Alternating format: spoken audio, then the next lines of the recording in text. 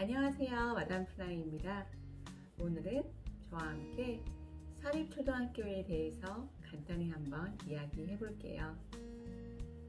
4년 전 첫 아이가 초등학교에 입학하게 되고 4학년이 된 지금까지의 학교 생활 등등 어머님들께서 인터넷에 검색하거나 유튜브, 블로그를 통해서 얻을 수 있는 그런 지식들 말고 보내보니 이렇더라, 이런 점은 좋고 이런 점은 조금 싫더라, 이런 이야기들 한번 나눠보도록 하겠습니다. 첫 번째로 우리 아이의 성향이 어떠한지, 그리고 영어 교육 정도는 어디까지 교육이 되어 있는지, 주 양육자의 생각이라든가 그런 것들도 굉장히 영향을 미치거든요. 그리고 지원하는 방법, 지금 이제 2021학년도 지원을 해야 되잖아요. 어떻게 지원을 해야 되는지 알아보고, 가장 중요한 세 번째, 떨어졌을 때 어떻게 해야 되는지, 네 번째로 학교 홈페이지나 게시판에 학교에서 하고 있는 특색 교육에 대해서 많이 나와 있거든요. 하지만 4년 동안이나 보내본 엄마가 느끼는 특색 교육의 장점, 단점, 그런 것들 한번 나눠보도록 하고, 마지막으로 진짜 보내봤더니 이런 점은 진짜 좋았고 이런 점은 정말 싫더라, 이런 것들 한번 알아보고, 저희 둘째가 지금 7세거든요. 그래서 저한테 많이 물어봐요. 둘째 학교는 똑같이 첫째처럼 사립을 보낼 거예요? 아니면 공립초등학교를 보낼 거예요? 보내봤더니 어떤 점이 좋아요? 학비는 얼마고 어떤 교육이 좀 특색이 있어요? 케어는 잘 돼요? 이런 등등의 질문들이 굉장히 많았어요. 그 중에서 여러분들이 가장 궁금해 하실 만한 Q&A 몇 가지 뽑아서 이야기 한번 나누는 시간 가져보겠습니다. 여러분 기대해 주세요. 저랑 함께 가보실까요? 마담 플라이. 먼저 고려해야 될 것, 우리 아이의 성향과 그리고 영어 수준 정도와 주 양육자가 누구인지가 굉장히 중요하죠. 저희 큰아이 같은 경우는 분리불안이 굉장히 심했어요. 제가 좀 집에도 별로 없고 굉장히 바쁜 엄마였거든요. 저는 항공사에서 16년 7개월을 근무를 했는데 항상 집에 있는 시간이 별로 없었어요. 남편이 봐주거나 아니면 이모님이 항상 계셔서 이모님이 봐주셨었거든요. 그때는 이 아이가 왜 그러나 그랬는데 지나고 보니까 참 분리불안이 심했던 아이였어요.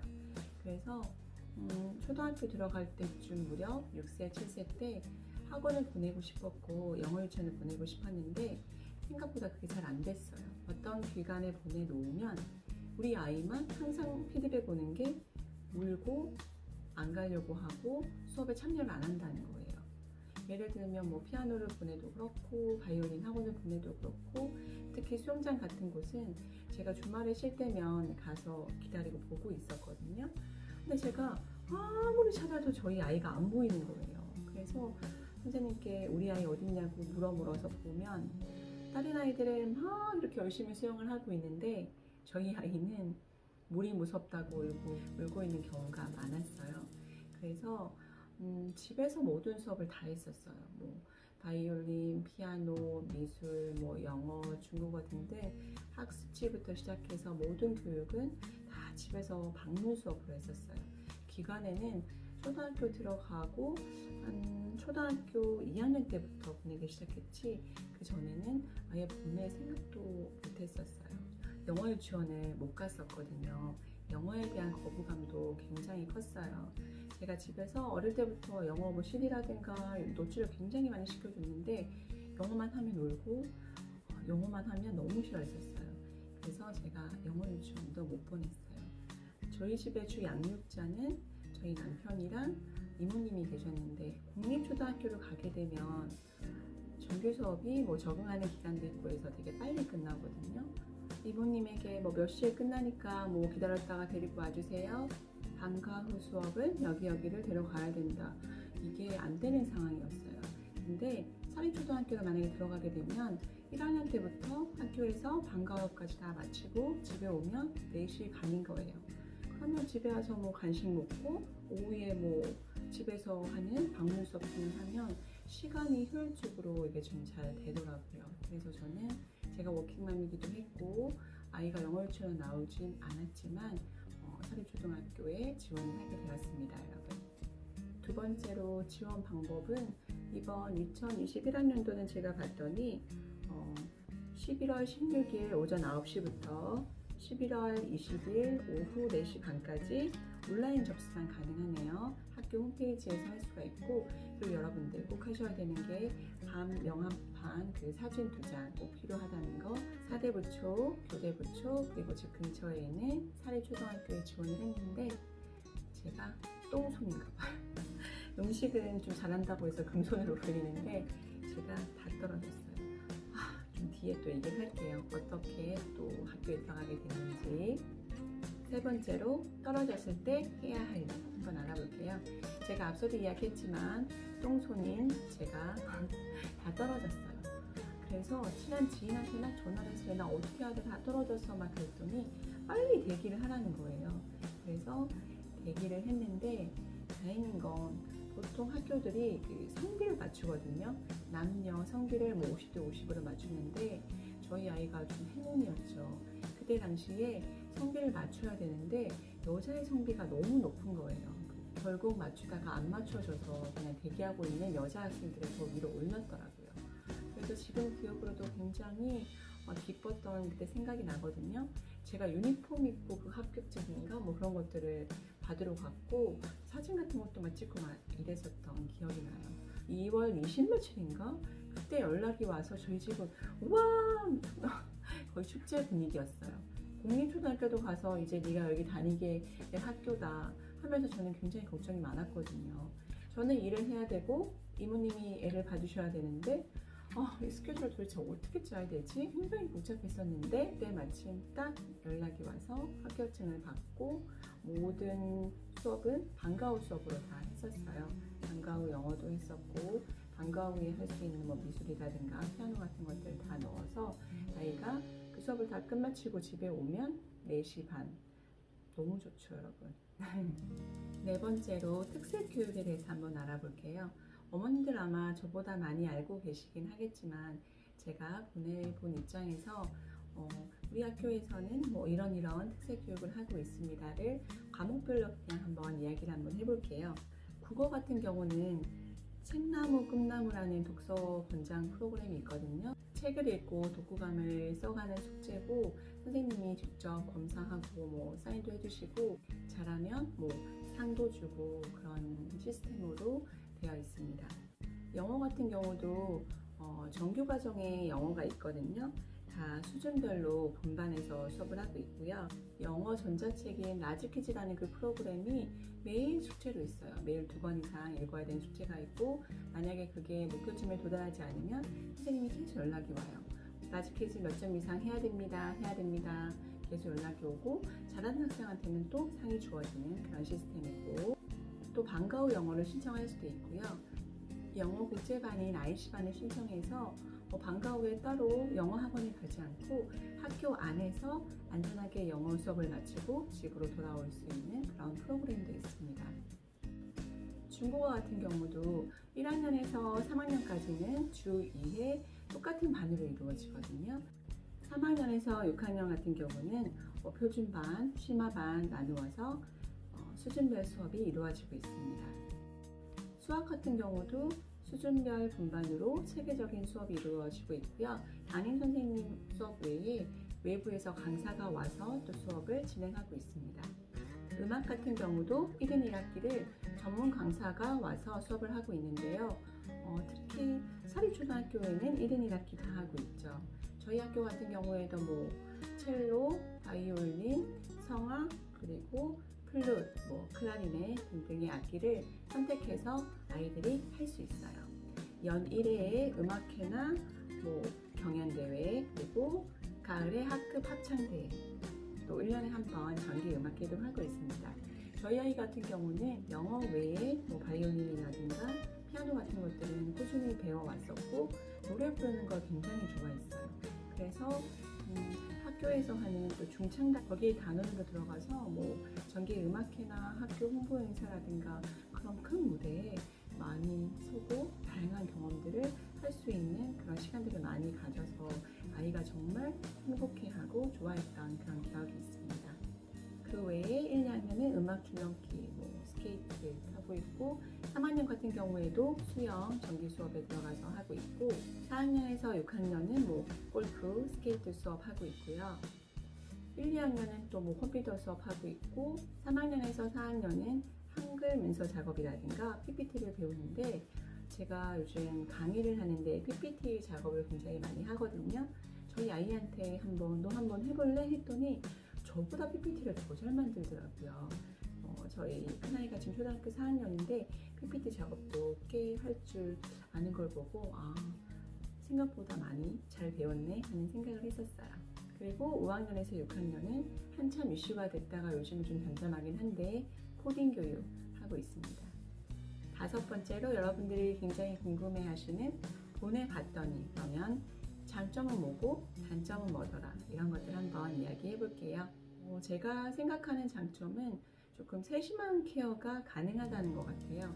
보통 공립초등학교 같은 경우에는 담임 선생님 한 분이 모든 수업을 하고 사립초등학교 같은 경우에는 담임 선생님 수업 외에 뭐 영어 수업, 뭐 음악 수업, 뭐 외부 강사 수업들이 많기 때문에 그 교실에서만 수업이 이루어지지 않고 담임 선생님에게만 그 교육이 집중되진 않거든요.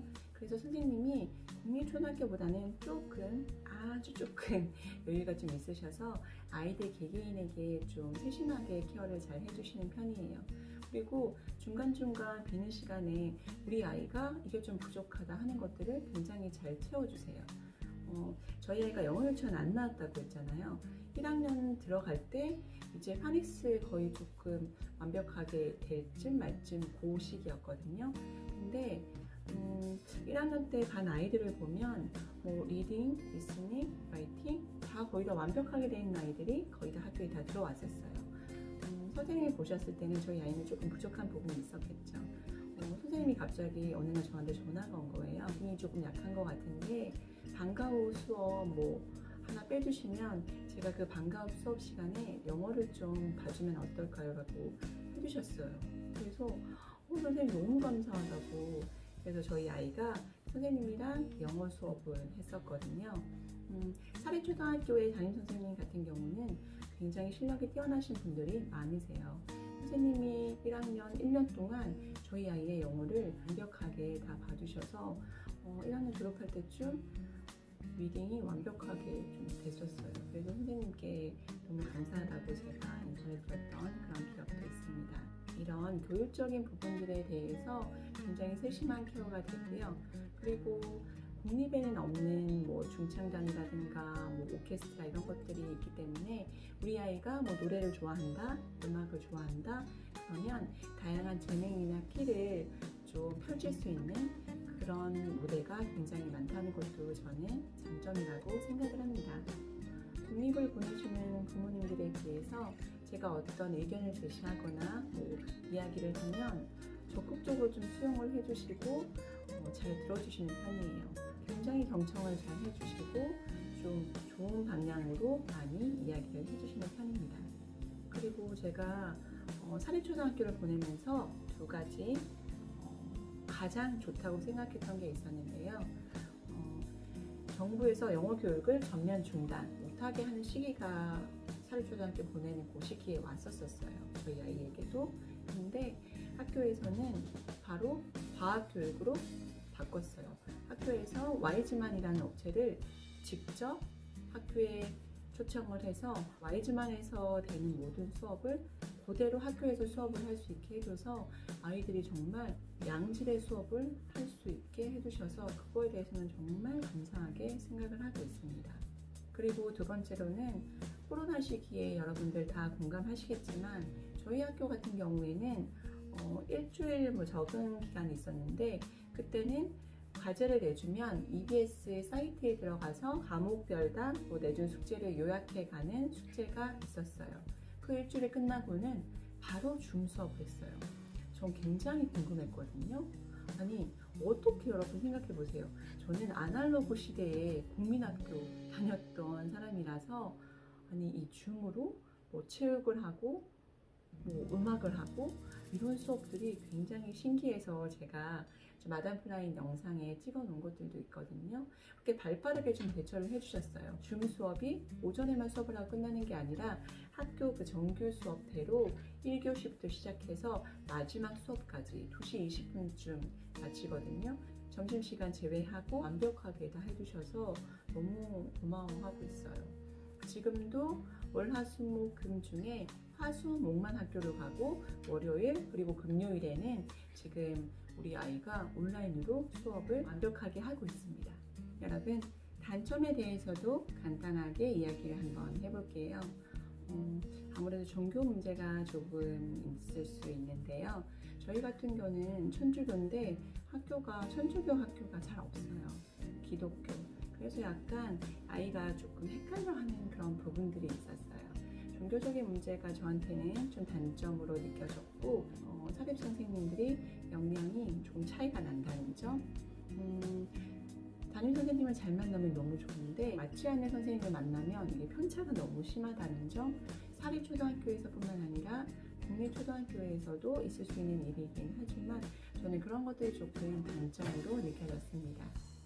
마지막으로 제 지인분들이 이야기해줬던 Q&A 몇 가지 한번 알아볼게요. 가성비 가성비 이야기가 나왔는데 뭐 가성비 괜찮나요? 뭐 이런 이야기가 나왔었거든요. 아무래도 들어가는 뭐 금액이나 뭐 시간 등등 그런 것들을 봤을 때 내가 이 아이를 학교를 보낼 만큼 정말 괜찮나 하는 생각들을 많이 하시게 되는데 저는 괜찮은 것 같아요. 학교에서 너무 다양한 뭐 경험들 학년의 그 나이에 맞게 수준별화된 그런 수업을 한다는 것 자체가 저는 가성비가 괜찮다고 생각을 합니다. 다음은 7세 남자아이 부모님께서 질문을 해주셨는데 좀 세심한 케어가 가능한가요? 저희 아이 같은 경우는 여자아이기도 했고 1학년 때는 다 모르잖아요. 그리고 다 어리버리 아시죠 여러분? 하다못해 뭐 화장실을 잘 갈 수 있는지 지퍼는 잘 올릴 수 있는지 뭐 자기 물건을 잘 챙길 수 있는지 학교 뭐 교실은 잘 찾아갈 수 있나? 이런 것들 다 걱정하시지 않으셨나요? 저희 아이 1학년 때 같은 경우에는 선생님께서 부모님들께 다 부탁을 하셨어요. 수업 그 시간표를 다 보내달라고 하셨었거든요. 그리고 그 밑에 강의실을 다 적어달라고 했었어요. 그래서 그것만 그냥 보여주면 선생님께서 알아서 아이를 다 데려다 주셨어요. 또 부탁하신 게 만약에 제가 없을 경우에는 기다리거나 다른 선생님한테라도 꼭 물어보고 교실에 찾아달라고 하라. 뭐 그런 것들 잘 말씀해 주셔가지고 저도 굉장히 걱정을 많이 했었거든요. 우리 아이가 방과후 수업을 잘 찾아갈 수 있을까? 얘가 무슨 예체능관이 어딘지 이런 거 잘 기억 못할 것 같은데 라고 했는데 다행히 몇 번 안내 받고 한 달쯤 지났더니 아이가 다 건물 전체를 다 파악을 하고 혼자서도 잘 찾아가더라고요. 그런 걱정은 많이 안 하셔도 될 것 같아요. 여러분, 오늘 저의 이야기 어떠셨나요?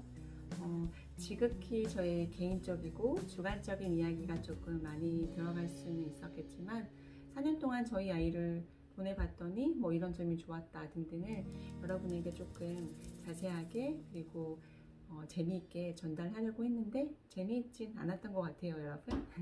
앞으로도 제가 지금 하고 있는 강의의 주제라든가 여러분들이 좀 궁금해 하실 만한 그런 이야기들 한번 다뤄보도록 할게요. 다양한 주제들로 저와 함께 만나보도록 할게요. 감사합니다. 다음 시간에 또 만나요. 마담 플라잉.